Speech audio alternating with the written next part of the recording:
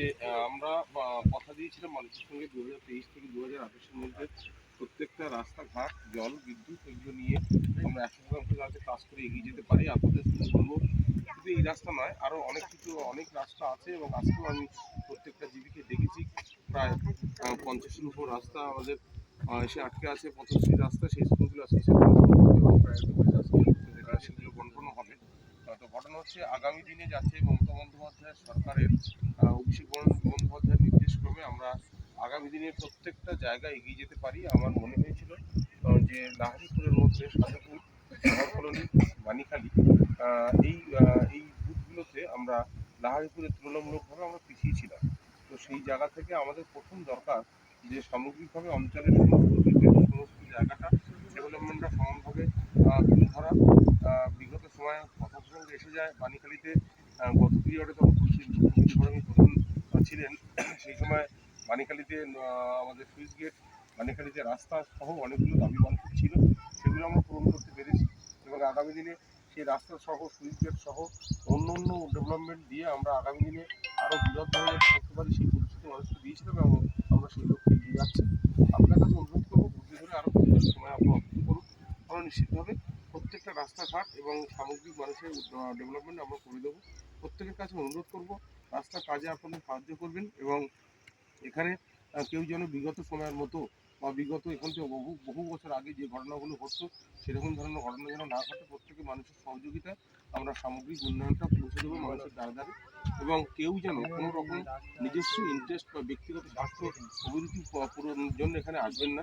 আমরা চাই মানুষের কাজ করতে এবং মানুষের কাজের মধ্যে দিয়ে মানুষের ভালোবাসা আদায়ে আগামী দিনে সরকার প্রতিষ্ঠা করে আমাদের লক্ষ্য। তাই জন্য প্রত্যেকটা মানুষকে উন্নয়ন পৌঁছে দেওয়া এবং যার কাজটা করতে গিয়ে যদি কোনো সমস্যা হয় আলোচনা মারফত সমস্ত সমস্যা আপনি মনে করেন সম্ভব এবং সামগ্রিক ডেভেলপমেন্টে আমি মনে করি মানুষকে এই দীর্ঘ রাস্তার কারো কোনো সমস্যা হবে না এবং সমাজ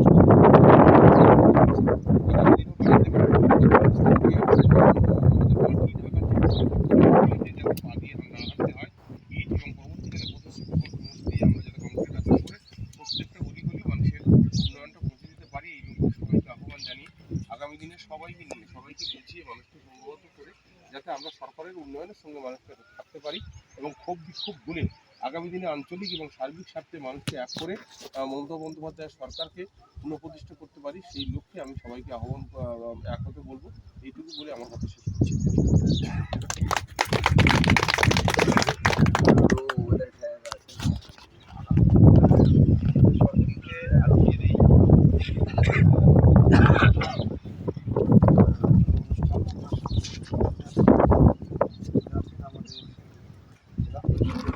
আমাদের ব্লক কংগ্রেসের অভিভাবক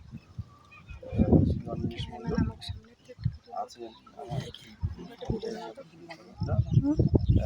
প্রধান এবং সর্বোপরি আমাদের আঞ্চলিক তৃণমূল কংগ্রেসের সভাপতি মমতা, মমতা সভাপতি বিকাশ দা, আমাদের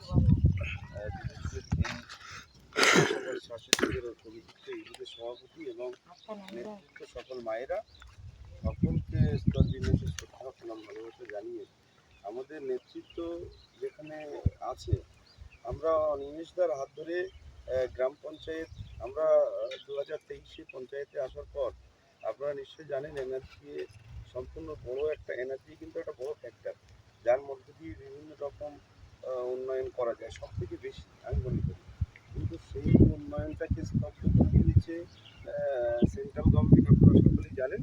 তা সত্ত্বেও আমাদের নেত্রী, আমাদের সকলের প্রিয় নেত্রী মমতা বন্দ্যোপাধ্যায় এবং সকলের প্রিয় নেতা অভিষেক ব্যানার্জির নির্দেশক্রমে যেভাবে পশ্চিমবঙ্গের অলিগলি কাজ হচ্ছে ঠিক এইভাবেই আমাদের সুন্দরবনের প্রত্যন্ত এলাকা এই লাহিড়ীপুর গ্রাম পঞ্চায়েতেও কাজ হচ্ছে, যার হাত ধরে অনিমেষদার হাত ধরে আমরা প্রত্যেকটা কাজ আমরা আনার চেষ্টা করছি।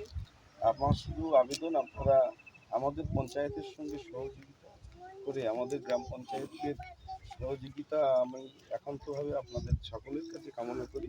আপনারা সহযোগিতা করবেন, নিশ্চয়ই আমরা এইভাবে আস্তে আস্তে আমরা এগিয়ে যাবো। আগামী দিন এখন অনেকটা সময় পড়ে আছে, তার মধ্যে আশা করছি আমাদের সামনে নির্বাচন 2026, আমরা আগামী দিন অনিমেষদার চোখ দিয়ে আমরা গোসবা ব্লক তথা লাহিড়িপুর গ্রাম পঞ্চায়েত একটা মডেল গ্রাম পঞ্চায়েত হিসেবে নির্বাচিত হবে এই আশা রেখে সকলের সহযোগিতা কামনা করে আজকের যে রাস্তাটা হচ্ছে এই রাস্তায় এই আশেপাশের সকল বেনিফিশিয়ারি এবং যারা নেতৃত্ব পর্যায়ে রয়েছেন আপনারা দায়িত্বের সঙ্গে এই রাস্তাটিকে আপনারা দেখে নেওয়ার চেষ্টা করবেন যাতে আহ, রাস্তাটি সুন্দরভাবে তৈরি হয় এই আশা আকাঙ্ক্ষা রেখে আমরা পঞ্চায়েতে আগামী দিন সমস্ত ডেভেলপমেন্টের কাজ এই ওদের কাছে আমরা পৌঁছে দেবো এই আবেদন এই প্রতিশ্রুতি দিয়ে আজকে সকলকে আবার একযোগে শ্রদ্ধা প্রণাম ভালোবাসা জানিয়ে আমার আলোচনা খুশি যে ওনার কথার সঙ্গে কাজের যে মিল আছে। উনি কথা বলেছিলেন যে একসময় এসে এই বুথে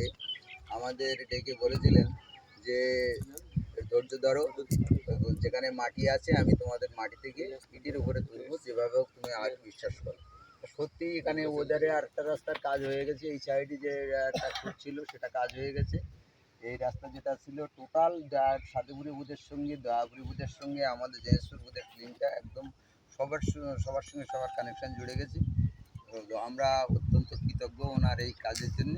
এবং আর যে অসুবিধাটা আছে ওনাকে বলেছি, এই কথা বলে আজকের যে আলোচনায় আমরা যারা সম্মানীয় মানুষ এসেছেন, আমাদের অভিভাবক এসেছেন, সবাইকে স্তর সম্মান শ্রদ্ধা জানিয়ে আমরা আজকে এই অনুষ্ঠানে সবাই এখানে সমাপ্ত।